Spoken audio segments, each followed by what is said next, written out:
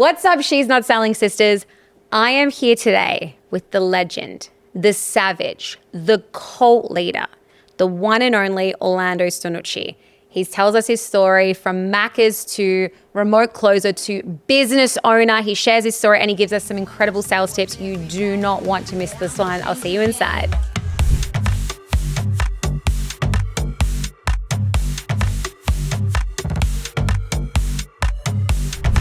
Hello. Hello. It's not Tash. We've swapped. Welcome to the She's Not Selling podcast. I actually just was saying before, I'm a bit nervous. I've never had a man on the podcast before. So I'm like, what do I say? Just a normal chill guy. Just whatever you'd normally say. But I might have a different response to Tash. She's quite energetic, so. Yeah, she is. We're usually like shimmying and vibe, like cheersing and stuff. I'm like, where's your drink? Who can I cheers with? Okay, so this session. I'm so used to saying session. This episode is going to ruffle a few feathers. In a good way, we hope. We don't actually care. I like the intention. Yeah. Yeah. So I want to ask you firstly, like, do you remember when you, right in the beginning, like the early days, I had launched She Sells and I didn't really know you. I kind of knew you, but I didn't know you. And I remember you being up in my DMs. Sliding in. Not in a creepy way. Don't worry, Scott. But you were just like full of ambition. You were kind of like, oh, I'm so thinking of like doing kind of this like for guys. Like walk us through the origin story. Just tell us like how you got to where you are now. Because like you're blowing up on social media. Like you've got how many guys in Closers Cult now? 60. 60! So you're literally on like, just give us the rundown. Give us the origin story. Of Closers Cult, right? Yeah. Yeah, so I was in high ticket sales for about 4 years total. Yeah. And in the back of my mind, kept thinking, okay, I want to step into something else. I thought about management. I thought about coaching guys. And it's funny, I don't think many people know this, but I actually started my YouTube talking about self-development. I was like, I'm going to be the Australian Hamza. Like, I was like, so I started talking about like porn addiction and like gymming and things like that. And then after about a month, I stopped doing that. And I was like, everyone's doing that. Sales is a better skill, I feel like, for guys to learn because sales is self-development anyway, but you make way more money. Yeah. So I thought about coaching people and coaching guys. And then I saw what you were doing with She Sells. And I'd known you probably longer than you knew of me because I'd heard your name come up, you know, from the from like the sales training space and the mutual connections. And yeah, so I messaged you. I don't know what prompted me to message you, but I think I just said, like I'm thinking about doing this thing, but I have imposter syndrome. Like, am I good enough? How did you know when you were ready? I think it was something along those lines. And yeah, you were like, absolutely, like, just do it. Yeah. So cliche. What great advice. Just do it. Yeah, literally. It's what I needed though. Like, because you want it to come from yourself. And at the end of the day, it did come from me. But it does help having people, when you're about to start something, like validate it and say like, yeah, dude, you're fine. Yeah, absolutely. Well, because I remember I'd just gone on the Unemployables podcast and majority of their audience is men. And so I had so many men in my DMs being like, hey, like what you're doing is amazing, but like what about me? Like where can I go? And there was no one. There was literally nowhere I could send them. And I was like sending them to Scott, but that's not really what he wanted to do. So like he kind of set up a community and kind of started. So like when you were like, hey, I'm thinking of doing this, I was like, seriously, there is such a need for it. Like do it. Yeah. And I really wanted to target like young guys like me because before sales, I've said this before, I was genuinely, loser is a strong term, but objectively, I was a bit of a loser. Okay. Like shy. Define loser. Yeah. Like, how do you mean specifically? Like shy with new people, lack of confidence, like skinny kid. Like I had glasses like I do today, but like it was like nerdy glasses. Now it's like, I kind of Cool. rock them. Yeah, they're cool glasses. Yeah. Like that's the tone I want to say when I say cool glasses. Yeah, I couldn't rock the glasses before. Okay, and so like, what do you think it was? Like, I mean, I know that we had chatted, but what do you think really helped you break through that? Am I good enough to do this on my own? Yeah. And actually pull the trigger? Because so many people get to that same spot where they're like, I want to, and then they just don't. Yeah. So I joined the collective with Patrick, and I'll always be grateful for him because he really helped me start. Because I came to him with all these questions, and he had this like sub program called MVP, minimal viable product. And so it was just get it out there and see what people want, see what resonates. So I thought, okay, my initial idea of Closers Cult wasn't even what it was today. It was to do retreats consistently and that be the main business. Yeah. So that was the idea. And I did like a soft pitch to like 10 people in the DMs. And I started off as just like a monthly subscription to be part of this community. And had 10 people verbally say, yeah, let me know when it's done. I'll sign up. 9 of them didn't go through, some excuse for like $150 a month, like didn't join. And also context, I had like 200 followers at the time. So I was no one in a lot of people's eyes. But I had one guy join, and it was Anton, my first ever student.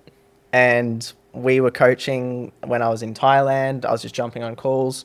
He was an appointment setter at the time. He did like $2,000 that month in commissions. And I was like, why aren't you closing? And he had like a lot of confidence issues with it and like skill wise, he didn't know how to bring it up in conversation. He thought, oh, maybe I'll ask in a year. Anyway, long story short, like in 4 months, we got him closing and he did 10K next to me at a villa in Bali. Oh, goosebumps. Yeah. And he referred me a ton of people, and that's what started to grow it. I can't move past this one thing that you said. Which one? 1 from 9. Yeah. That's like 1 from 10. 9 said no.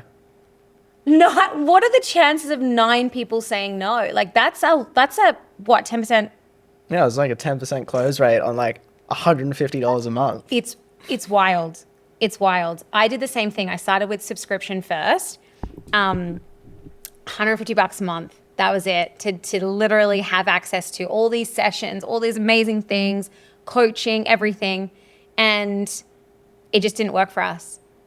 And I think it's the same. Like I didn't have a following. Yes, I was kind of known in the remote sales space, like kind of, but no credibility, nothing. Why would someone pay me any money for a subscription? Like our mentality was like, let's keep it nice and low so we can put volume through. Yeah. But unfortunately, it doesn't work like that. Like people don't just blindly give you $150 for not for not knowing really who you are, what you can do. I think now though would be a different story. If we were to switch to a low ticket subscription, it would work. But in the beginning, we had to change from low ticket to high ticket. Yeah. When did you have that realization of going, okay, low ticket isn't serving, I'm going to move to high ticket? So to be completely frank, the main reason I started low ticket instead of high ticket was the imposter syndrome and the self-belief and confidence that I would get people results. Because I was like, I think I'm pretty good. I've done pretty well. I think it'll work for others, but I didn't know. And then, so we built the low ticket up to about 30 people and we were getting heaps of good wins. People seeing results, like it was going really well. And then I was talking to a friend of mine who's also friends with another mentor who does a similar thing. And he was like, why aren't you charging high ticket? And I was like, yeah, I literally sell high ticket. I've sold high ticket for 4.5 years. I'm selling high ticket for Zach. Why am I not doing it for myself? So then I switched it. So that was November last year. And what happened in your business when you did that? So we went from 30, we dropped down to 10. 10 stayed on, 20 fell off. Yeah, fair enough. And then we built it back up now. But what I realized is that now people are way more committed. Yeah. It's so true. The more you charge, the more commitment you'll get from clients and the better results they'll get too. Yep. And the less needy they are. Yeah. Isn't that wild?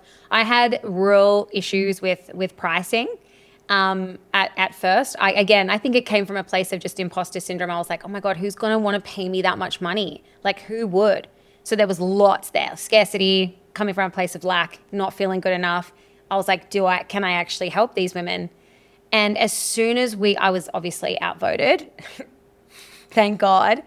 As soon as we did it, all of my problem clients went away and just the best kind of people came in. And I learned a really valuable lesson there.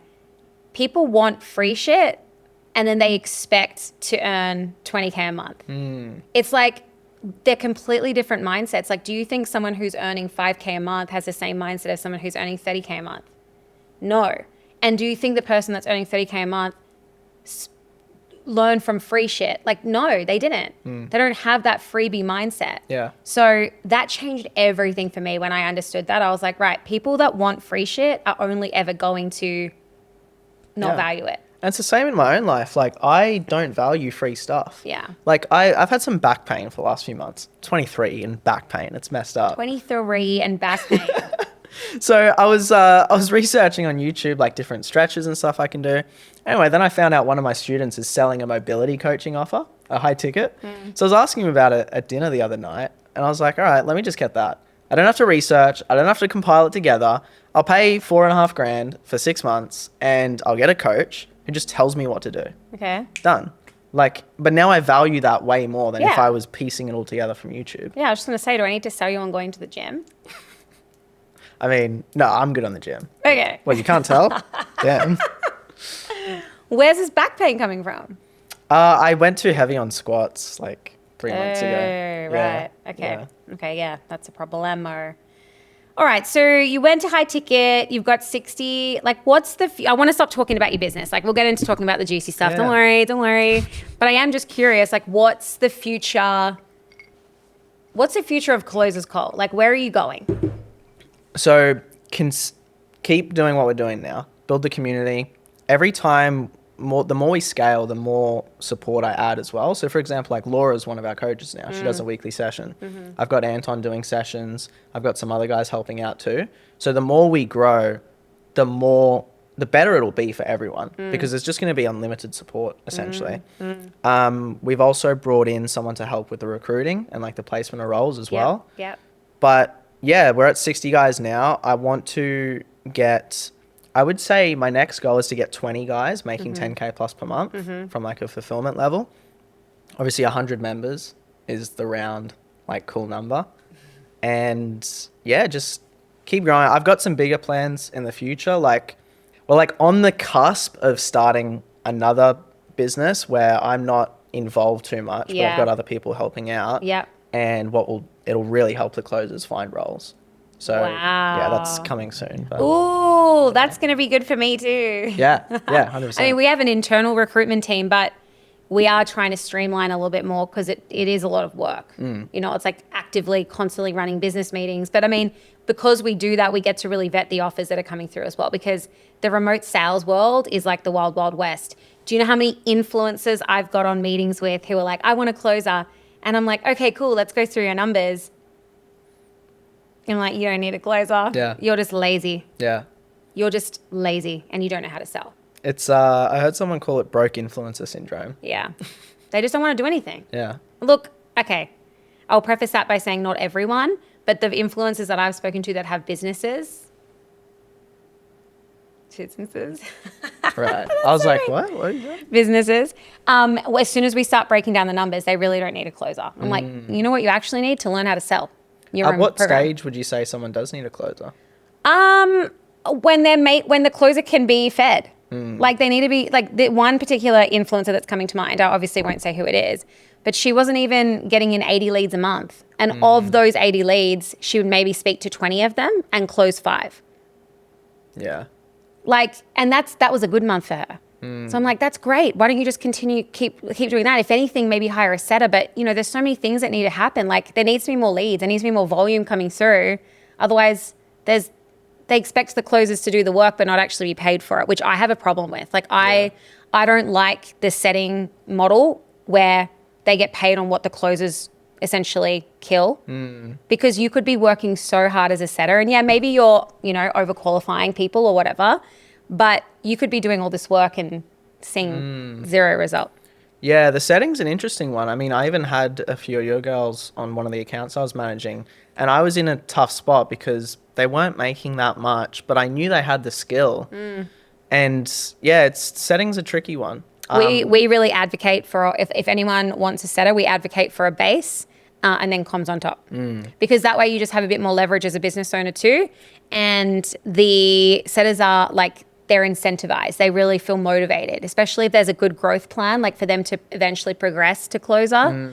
But I really, truly believe gone are the days of just getting in setters for free. Yeah.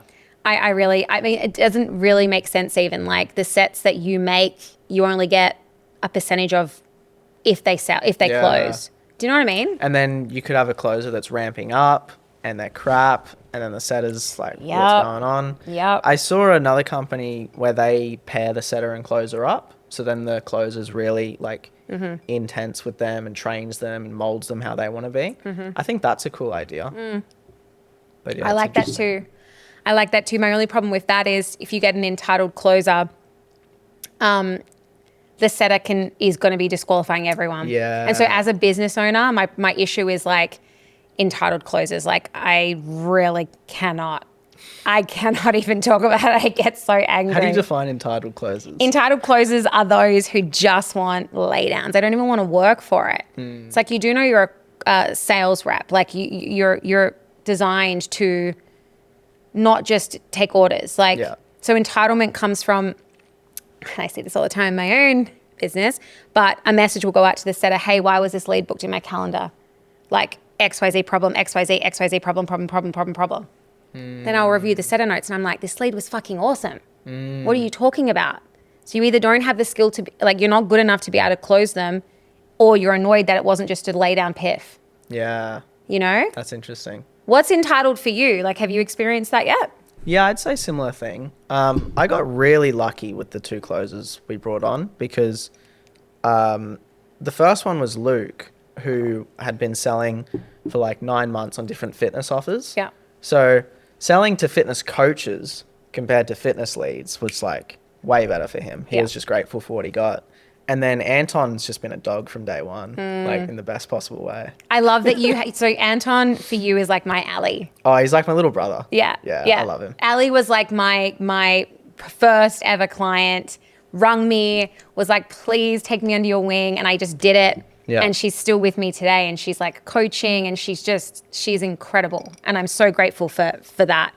And I love that you have, the way that I kind of view us is like, I'm the sister school and you're the brother school. And I'm thinking like of all these proms that we're going to organize and like. Match make soon. Yeah, we're just going to get the age. I think my guys are younger. Like. Hey, they're going to have some sugar mamas. Yeah. Could do. World's changing. But yeah, I was just going to say like Anton was like even more important than what you think, because there were times where I thought about, is Closers Cult worth it? Like it's a lot of work coaching these people and like helping with their mindset. Like I could just be a lone wolf, savage, go out there, close for these other companies. Like, why don't I just do that? Yeah. And so many times he would remind me, he's like, bro, I was literally in New Zealand after a breakup, like in the dumps, like felt so shit, $2,000 after 6 months in another mentorship. And you've like changed my life. And even when I say that, I think, oh, did I change your life though? Like I still have that doubt, right? And he just constantly reminds me of that. So he's been crucial. Yeah, so important. That's amazing. And I think like the difference between successful people and unsuccessful people is like the doubt's still there. You still, to this day, given all of your success, that doubt still is there. Like, do I really change lives? Like, but you act anyway. And like, that's the difference between someone who makes it in this world and someone who doesn't. Even with my content, so half the time I'll put out something like, that was kind of cringe, but I'll just do it anyway. And then they're the ones that get the best responses. Yeah. I'm like, all right, sweet. I've stopped giving 2 fucks about like my content. The other day I was in bed and I had the most beautiful angle on my face and I was just like, I don't even care. Like, this is who I am. This is literally who I am. Like, who I am online is who I am in person. You will not get a different side of me. Like, that's just me. Yeah. So, and I love that. And I think, like, especially for you, the guys that you help will relate to you. So your voice. And the women that I help, same. They relate to me, my voice, and my authenticity. Yeah. You know? So I think that, your content is amazing. Like, I'm your biggest fan of the content. Thanks. I'm just like, I need to do more content like that. I'm a hype girl. Yeah. All right, let's talk sales. Okay. We had enough business talk. Sure. Our businesses are great. What's your, like, This is going to be a loaded question here, but like, what's your philosophy? Ooh, damn. Damn. What's like your, if I was to ask you, the guys in Closers Call, if I was to ask them how they view sales, or like what is your sort of like philosophy, what would they say? It's all based around the answers that you get. So there's a lot of push recently on the questions you ask, the most important thing. I actually think the answers you get are the most important thing. The questions are just how you get them. So most closers now, they've learned to ask questions, but then they won't get the answer they need, and then they'll move on to the next one. They don't probe. They don't ask the second, the third, the fourth, sometimes fifth or sixth. They don't go to that level. Yeah. So my philosophy would be like, we're most persuasive when they tell themselves the problem, right? So how do we get them to tell themselves the problem if they have one? So Right. That's such a good point. I did a session this morning because I think sometimes in my sessions I go a bit too crazy, a bit too advanced, because I'm just like, I love this shit. Like I really love sales. Like I'm obsessed with it. Mastering even my own craft to this day is still so important to me. So sometimes I just nerd out on like the most crazy shit, and I'm just watching in my sessions and the girls are like, this is so good, but like, what the fuck? Yeah. So anyway, I realized I'd probably turn the lever up too high in problem, like when we're talking about problem and what to do in there. So I was reviewing a call because we're trialing some girls at the moment, and this woman, the potential client, she was just like so in desire. Like she was very ambitious. She knew what she wanted. It was very evident in the way she was asking her questions, even to the point where she was cutting off the rep, being like, look, everything else is good. My life is great. I'm very comfortable. I just want to earn extra money on the side, right? So bless her. My rep's like, well, no, but like I need impact and I need to know this and I need to know that. And so she just kept banging her head against the wall, even though this woman was clearly moving herself into solution. Like she wanted to talk about like the thing. And so I did a session today where I was like, all right, when to stop, when to know that you don't need to dig any further, when to actually get out of problem and move into solution. And it was so well received. And sometimes I have to remind myself, like it's the basic fundamentals that you need to revise often. Because I see all my girls now trying to do these really advanced stuff. And I'm like, but hang on, we haven't even got like the very, very basic thing that we need here. So like we looked at what to do when you get resistance, for instance, what to listen for, what language are they using even, like that could actually suggest that there's resistance before they actually verbally say the words, you know, like the body language, the eye rolls, the like leaning into the camera, all resistance, early signs of resistance before they actually say the words, hey, look, can we just get to the point? Yeah. You know? Yeah. And so you just reminded me of that this morning because it's such an important thing, you know? I totally agree. Like not everyone is motivated by pain. Like, and it's so dependent on the niche you sell to. Like I had a one-on-one client who I was like, okay, what's this guy's problem? Does he have pain?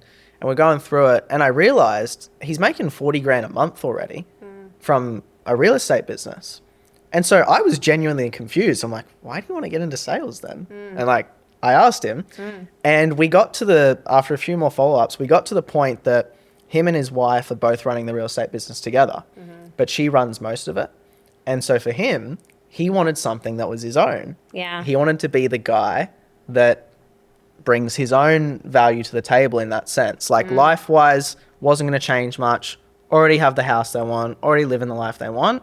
It was that for him. But most closers wouldn't have gotten him to say that. No. Wouldn't have gotten that from the person. So true.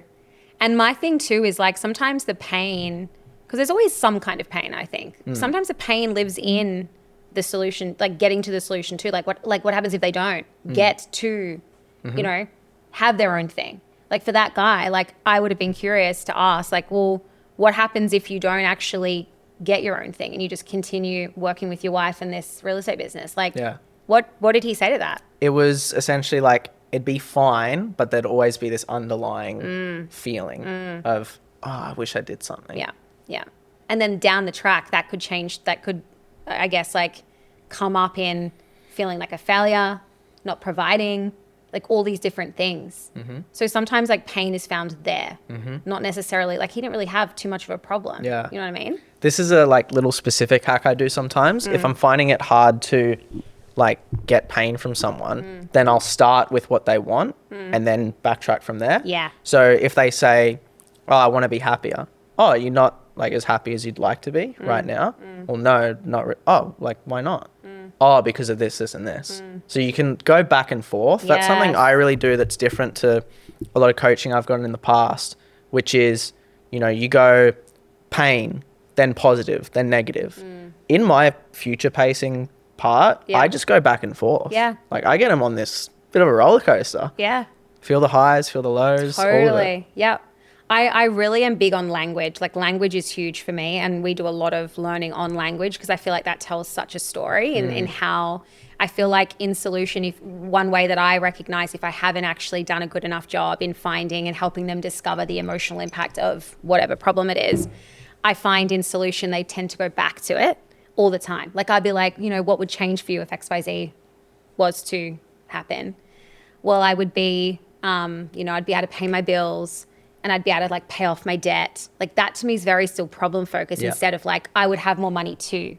So then I like go and re-enter that room with them because why would I not? Like something's been left in that room that I have not shown them. Yeah. You know? They're bringing it up again. Yeah. Yeah. So like, why would you ignore that? Yeah. Just be like, I'm in solution. I'm a solution. I got to be solution focused. I'm like, no, go back and figure it out. And I think that's the difference between like you can get pretty good and pretty decent just following that same process every time. But the really good ones, they're the ones that tailor it completely to the person. Totally. Yeah. The way that I love to explain how to view yourself on a sales call is like, oh, this gives me goosebumps because it's just so good, right? Imagine someone's knocking at your door. Yeah. You're like, cool, come into my house. Like they've never been to your house before. Okay, but you let them in. Imagine if they started showing you around your own home. Like, hey, let me try and figure out the master bedroom and I'll come and show you. Like that's an example of them taking the frame, right? So the way that you have to think of yourself on a sales call is you are the one showing them around your home. This is your fucking home. You know where to go. You know the rooms that are in your home. You know exactly what to show them, which doors to open, which rooms to explore, and which ones to keep closed. Yeah. Like I'm not showing them my walk-in robe. Yeah. I'm not showing them my knickers drawer. Yeah. Like, you know, but what if they were leading me around the house? They might look in those areas. So like, it's just a great frame to have with yourself. It's like the moment you feel like they are taking you around your own home, they have like, you need to get the frame back. Yeah. I love that analogy. It's also like, if you're good, you'll be a detective in a sense and see, hang on, why is there like a blind in that corner? That doesn't make sense. Right. What's behind? Can we get a peek? Like, what's behind there? Yeah, that's a good Maybe analogy. we do want to look in that knickers drawer. Yeah, seems What else spicy. is in here? What's that fragrance? Yeah. I think when it comes to women and men in sales, like what do you think are some of the key differences that you've noticed? Because I've coached probably, well, no, I've definitely coached more women now, but prior to starting She Sells, I mainly only coached men. Yeah. And it was because they lacked empathy, they lacked using their intuition, they lacked really understanding what's behind the words. Like for them, the words were everything. Yeah. But words only hold like 7% impact in terms of communication. 7%, which means you can tell the story through body language, tone, non-verbals before they say anything. So like I would often coach on a lot of that. But like for you, because I'm interested to hear your perspective, like what do you think are the key differences? So I think that men are better at leading, and if I say to my guys sometimes in objection handling, if someone's really fearful, you got to be like, it's okay, daddy's home. Like that's the energy you sort of have. Yeah. And they can be really good at that, at like getting people to step up and be the man. Like you don't say that, but that's sort of the energy. Whereas sometimes I've seen women can get kind of rolled over a bit easier. Yeah. They might let especially if it's, it could be a woman or a guy, but someone that's very like dominant, they can let them overcome them a bit too easy sometimes. But women are way, way better tonality wise. Yeah. Like their base level of tonality is like almost perfect from the start. Yeah. emotional intelligence, like ability to read the room, see like the feeling behind the words. Women are way better naturally. Guys, I would actually say women at a base level are much better than guys at sales. Yeah. I think guys have to really outwork women to get there skill wise. Yeah. Like I've got a few guys that come from like a trade or something and like the tonality is like the most blokey bloke noises I've ever heard. And to like coach him to have empathy when he's talking to a 70-year-old woman going through menopause. It's like that takes time and effort. Yeah, whereas women they just got it. They do, yeah. And like, I also think it comes down to like my brother sold with me on an account which was selling to menopausal women. And by the end, he was like, I just don't care for it. Like, I just don't care to have these conversations anymore. Relatable. So you should have heard. Sometimes I would listen to his calls and I'd be like, oh my God, you need to get off this account. Because he just didn't have, it's almost like he wasn't even present in the conversation because he just didn't care to hear the same excuses over and over and over again anymore. Whereas like, that was my bread and butter. I was like, I could outsell anyone on that account, like literally anyone. You could have put in freaking Matt Ryder and I would have outsold him on that account, like 1000%, because I could give empathy to these women and I hadn't gone through menopause. So what did I know about it? Nothing. Doesn't matter. I was just like creating a space where they felt so seen and understood that come the end, I only would receive logistical objections. That's it. It was like, how am I going to make this work? Yeah. I think it's really important to sell on an account that you're actually interested in. Like I had some guys on a fitness account recently and they had a similar thing where they're like, I don't want to sell this. Like I just don't feel like I'm passionate about it. And I think what gelled really well with me, like my favorite account that I've sold on was the last account that I was on, which was selling business coaching to fitness coaches. Cool. And I loved it so much because we'd get a mix of biz op. So like people that were sick of their job, they wanted to get into entrepreneurship. And then we also had the ones that just wanted to scale their business. And I could relate to both. And they were also just cool people. Like they were young, motivated, they hit the gym, they're disciplined, they just need to learn the business side. Yeah. And so my conviction and congruency plus the skills that I'd learned previously was like a match made in heaven. Yeah. And half the time, like I've been on an offer that Laura was on with me where we were selling like men's health coaching. And the first month, my work ethic was like super high, so I did quite well. Second month was okay. Third month completely dropped off. Why do you think that is? It was a mix. I was super incongruent. Okay. That's where I learned congruency. Yeah. Was that specific offer. It was December. We were coming up to Christmas, dislocated my shoulder. I wasn't sleeping. I was watching the World Cup at like 2 a.m. No sleep. Talking to 40, 50-year-old guys. I'm proving their health. Yeah. Ultimate incongruence. Yeah. So I got slapped up there. Yeah. Slapped up. How do you mean? Oh, just like results dropped. And then Laura slapped me up too. Yeah, that's what I was talking about. That's congruency is freaking massive. Like you don't necessarily, I say this to my girls all the time, you don't have to have done the thing, as in like you don't have to have become a bikini model and gone on stage. Yeah. But you sure as hell bet that you have to have invested in some kind of program so that you can hold your potential client to that same standard. Otherwise, who the hell are you? If you wouldn't make a decision without your husband knowing, or if you wouldn't invest $10,000 in yourself, how on earth can you expect and demand that your potential client do the same? Yeah. And it's not even just money. It can be everything, right? It can be if you give yourself, I don't go to the gym because I don't have the time. Well, time objection. Here we go. Yeah. Or I don't make decisions quick. Like I really ponder on my thoughts and think on my chair and wait until the universe aligns and then I make a decision. Yeah. It's like you're not going to be able to get someone to pay on the call because you agree with them. You can't, like I can't get you to change your mind on something that I agree with you on. No. Exactly. Yeah. And I can't force you to change your mind either. Like I can't do that. I can't force you to change your mind on something.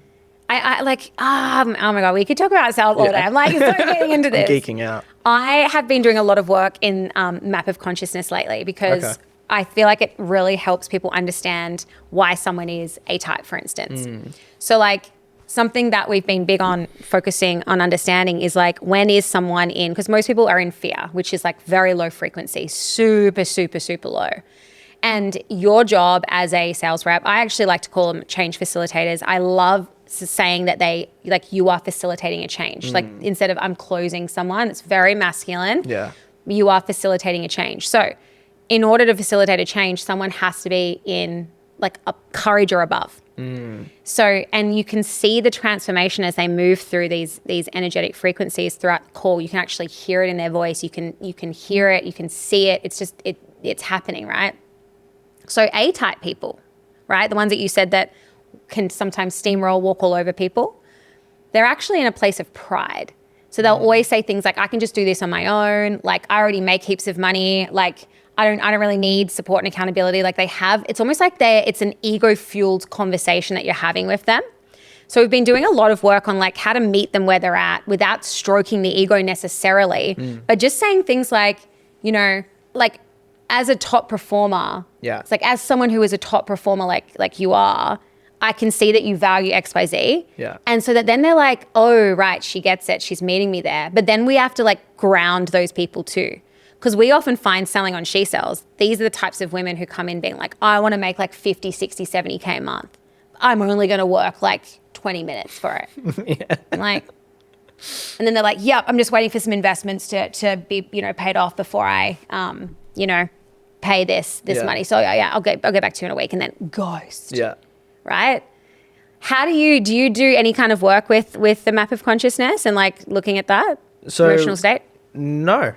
Okay. To be honest. Yeah, Laura's teaching it at the moment. To Yeah, the guys. wow. Okay. It's pretty interesting to listen to. Yeah. But no, I mean, it kind of makes sense, but no, I've never studied it. Yeah. It's interesting. It's so interesting, but I feel like it's something that experienced, seasoned sales reps do quite intuitively. Maybe without knowing. Exactly. Yeah. Yeah. Because I posted a clip of me objection handling someone where it was like, think about it, fear, and then he bought.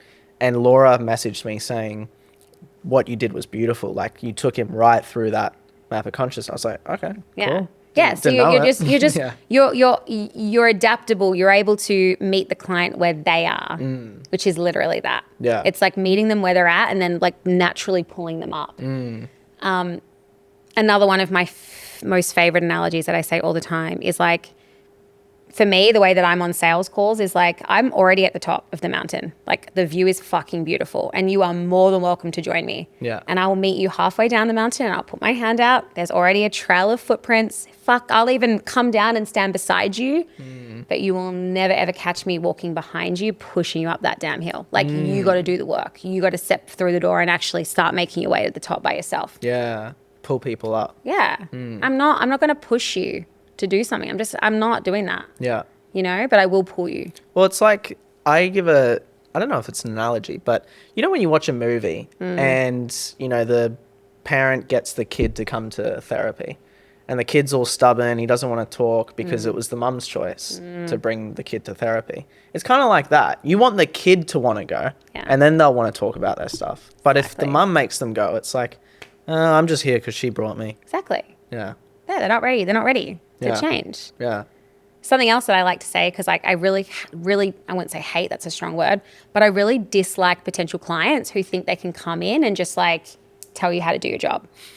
I seriously like, I really try hard not to be triggered by that, but it just triggers me so much because I'm like, in what other profession does that happen? There isn't one. You would never walk into a hairdresser and show them a photo of what you want. Yep, I want this.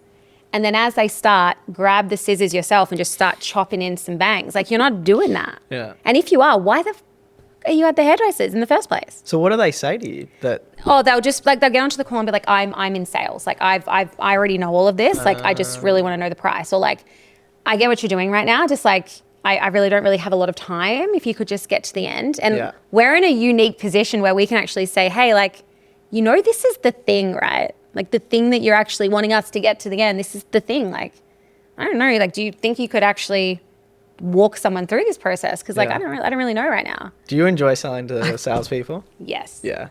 So much fun. It's so fun. Because it's kind of a hack. Like, I actually think it's easier in some cases because you can just flip it on them. Yeah. Role like, play with me. Yeah. Or like, I would do this with fitness coaches. Even if they sold at a gym, I'd say when someone comes in, they're overweight, they want to lose weight, and they give you a think about it, what do? And they're like, oh, yeah, try and handle their objection. Well, why do you even try and handle their objection? Why don't you just let them go? Well, because like I want to get the sale. Well, also, aside from the sale, who would it benefit if they signed up to the gym? Well, yeah, it'd benefit them. How so? Well, then they'd lose the weight. Yeah. Right. So would I be a good person if I just let you go and think about it? Right. Fight for your potential client. I love that. I love that. If they're too attached to the outcome, as in like, I just want the sale, they're never going to get it because they're just seeing dollar signs above their head. But if they're fighting for their client to walk through the door because they know that it's in their best interest. I've even noticed that in my personal life. Like whenever I am just happy and like grateful, like more starts to come. And I know it sounds cliche because I hear that and I'm like, yeah, bullshit. Like, no, just stop chatting shit for your Instagram reel. But then it actually happens. Like when I was in Dubai last month, even though like most of the time I was working, I was so grateful for life. Like I literally would wake up and physically jump out of bed and look in the mirror and be like, how good is this? I literally did. I was like, yeah, look at, how good's that? Yeah, look at that beard. Yeah, that jawline. Nice. I'm just looking extra sexy lately. What is that? Bit narcissistic, but. No, well, do you know what that is? What? You're literally in an energetic frequency of joy. And what that means is like you will magnetize other things. Just you will be able to receive. You know, so many people are in desire. I want.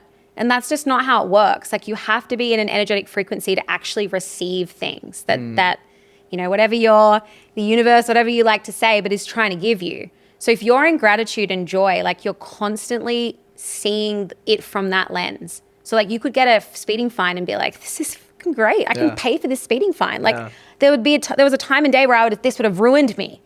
You know what I mean? Yeah. It's like you respond to the same situations, but very differently. How did you maintain gratitude in those times where maybe there wasn't as much of a obvious reason to be grateful? Yeah, I've just gone through a period of that where like She Sells was crushing. You know, everyone wants to know you at the start of your race. You know, everyone's patting you on the back, applauding for you. And then when you're in the actual marathon, the real work begins and no one's there. Everyone's gone. It's like no one wants to know you anymore. And then they'll know you again at the end, you know, at the finish line. And so for me, we're in this period now where we're coming out the other side, which is great. But that would have been the hardest part of the marathon, which is like so many things needed to change. We had a sales team of unhappy people. The culture had started to really be compromised. There was lots of difficult conversations that had to be had. There was like marketing issues and then this, and then our operating expenses went through the roof and just all these things just started happening. And there was definitely moments where I would be like, what the heck? Like I could just go and close an account, make 30K a month and not have to deal with all of this stress. But I am fortunate enough to just have to look in my community at what is happening in there, the magic that is happening, the friendships that are forming, the transformations that are literally occurring right in front of my face, all because I said yes to starting She Sells. And I immediately feel gratitude. Yeah. Immediately. Yeah. So it's like kind of like a wank bank. I don't know if that's appropriate to say. What's that? What's a wank bank? Nothing that I use, nothing that I have, but like it's just a mindset wank bank. Yes, you do. It's a wank bank of like screenshots of just gratitude for me, for She Sells. It's voice notes of how grateful people are that She Sells exists. It's my clients' wins. And it just, in the moment of me seeing that, it's only gratitude. It doesn't matter. It doesn't actually matter about anything else. It's like, I am actually changing lives. Yeah. And when I see that happening, you can't feel anything else but gratitude and love. Yeah. You're able to recall it. Yeah. Yeah. Let's be clear, I don't actually like wank to it. I still don't know what that is. I'll have to Google it after. You do that. What do you think of sales training in 2025? Oh, lucky there's people like us that exist, eh? Why is that? Yeah. Well, like I'm still just seeing like just from all the different types of women that come into my community and even the sales trainings that they've done in the past, one in particular. Wonder who. That it's just so outdated. Like we're literally talking to a very savvy audience now. They've heard the questions. They know the process. Yeah. So like, why are we teaching the same shit? Yeah. You know, we're like actually setting people up to fail now. You're getting far more people be like, no, I don't want to talk about all this. Like, I just want to know the program and I want to know the price. Like, take me there. You're getting that more than ever now. So if you can't be adaptable, if you're not going to be more like a chameleon and actually just meet the client where they are, you are going to be left behind. So if you are a sales coach who is still teaching like outdated sales tactics and hey, is the perfect word track to handle like a partner objection, like you are dead in the water. Yeah. What do you think? I think one of the things that's coming to the forefront at the moment that's making someone really good is matching their personality with whatever tactics you learn. Yeah. Because like you could use Grant Cardone's tactics, and if that's your personality, you'll probably still do pretty decent. Like if you just really have like this conviction and certainty, you might do really well with like a certain group of people and maybe not as well with another. But I think the ones that are like really excel, they take whatever training it is and they match it with them. Yeah. Like there's guys who might use the same word tracks as me, but they're a savage, you know?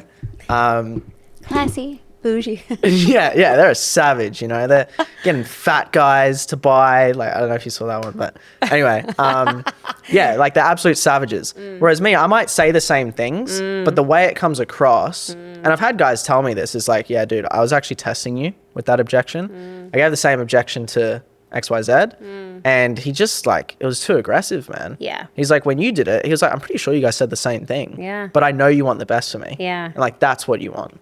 Authenticity. Yeah. Yeah. It's literally finding what is authentic for you and doing that. Because people are craving human connection now more than ever. Like AI is just rampant. It's everywhere. It's everywhere. So like no one wants to talk to a robot. Yeah. So if you're just reading a script, if you're trying to be playful, but you're actually just a very serious person, like it's just going to repel. Well, this was a trap you. I fell into when I was learning from Jeremy Miner's stuff, because I would try and sound like him. Oh, like. Do you like what you do for work at McDonald's and Kmart? No. If you really thought about it, though. No, I really don't. So like I would do that, and yeah, like I got But cooked. he can. Yeah. I don't know. Like it does work for him. It does work. We can't deny that he like has done what he's done, right? He's like an incredible salesperson. Yeah. Do I think like, and I remember having this conversation just recently. I was like, what happens when everyone just knows NEPQ? Like it's just a thing that everyone knows now. You like, yeah. People are going to start to be like, yeah, I know what you're doing. Yeah. And no one wants to feel like they're being sold to. Even Hormozy, right? The would you be opposed line. Yeah. Yeah, I'm sure it crushed it for him in the gyms, but now everyone knows it. Yeah. And I love Alex Hormozy. Yeah. But like now if you use that, I see what you did there. No base question. Nice. Yeah. It's like, People know. yeah. Yeah. Yeah. I like that. You're so right. You need to really tune into who you are as a person and then learn from someone who you can resonate with in their style. Yeah. Because if you are a very direct masculine person and you're learning from a really feminine female like me, or like just someone who's like, I'm very fun and playful and I will actually make my potential clients laugh all the time in my sales calls because that's just who I am. Yeah. It's just like, I actually am just kind of funny. Yeah. Yeah. So you meant to laugh there. And Was so that like, the NLP you just did? I just laughed unconsciously. She's good. Damn. I tell you, this stuff just bleeds into like normal conversations. But now I've lost my train of thought. Sorry. I was too caught up on the That was funny my joke. bad. Oh yeah, you're saying mix it with your personality. If someone's really masculine and they try and learn from someone that... Yeah, exactly. It's only going to confuse who they are. And so then on a sales call, your potential client is going to be like, I don't trust you. I don't know why. They're not going to know why. They're not just going to be like, I don't like you for no reason. They're just going to be like, I don't trust you. There's something off about this, because charisma can be repelling if it's not you. So like Interesting. charisma can either like magnetize, so like someone can be pulled into it, or it can repel.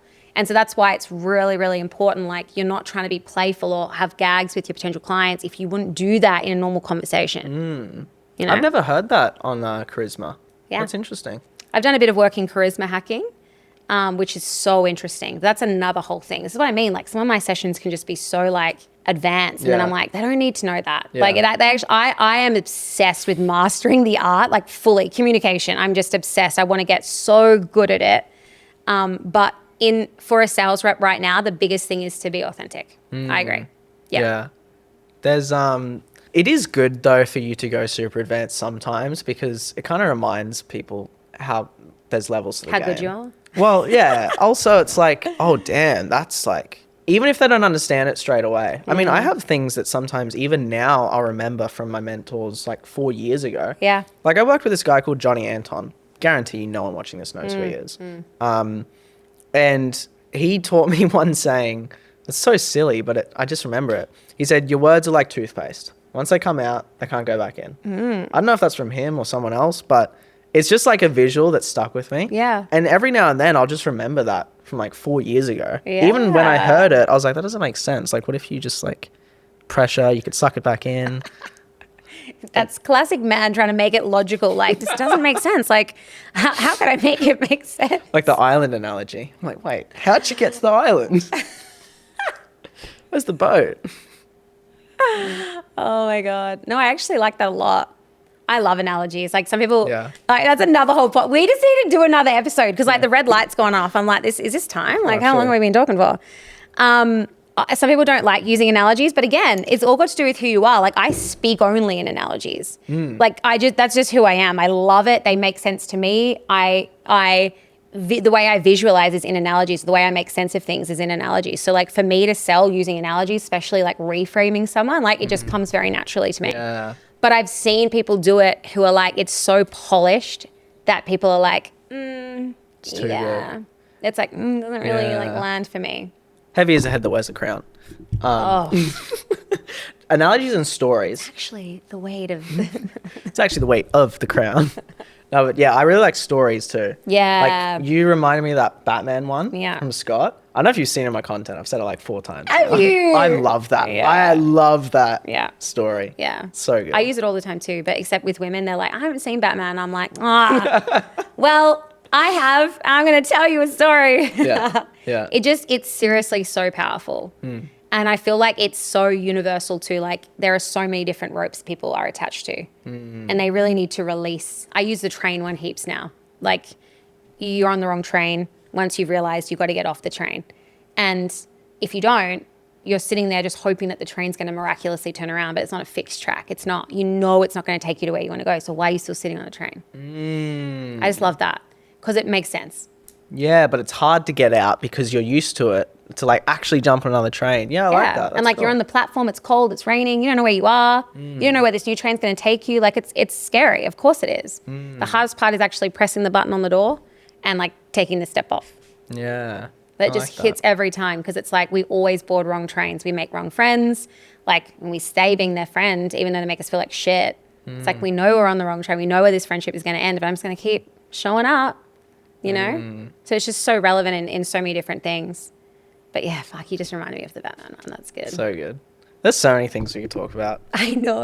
That was the quickest podcast I've ever done. Yeah. That went so quick. Yeah, because we're just vibing on something we're both like clearly obsessed with. Like we're clearly obsessed with sales. Like as soon as we started talking about it, we're like, all right, let's look at this. Yeah.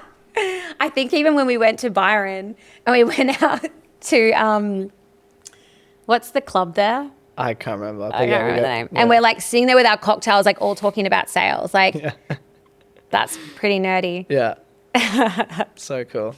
Anyway, thank you so much for coming. Oh, you've come all the way to Bali to be on this podcast. That's just what I'm for telling you. Myself. Yeah, just for the she cells and you guys, girls.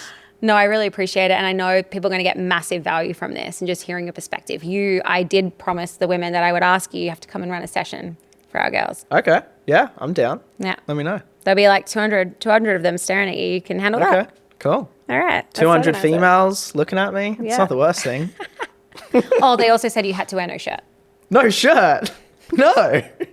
I'm out of shape right now. I'm bulking. I'm just kidding. All right, guys. Thank you so much. Bye.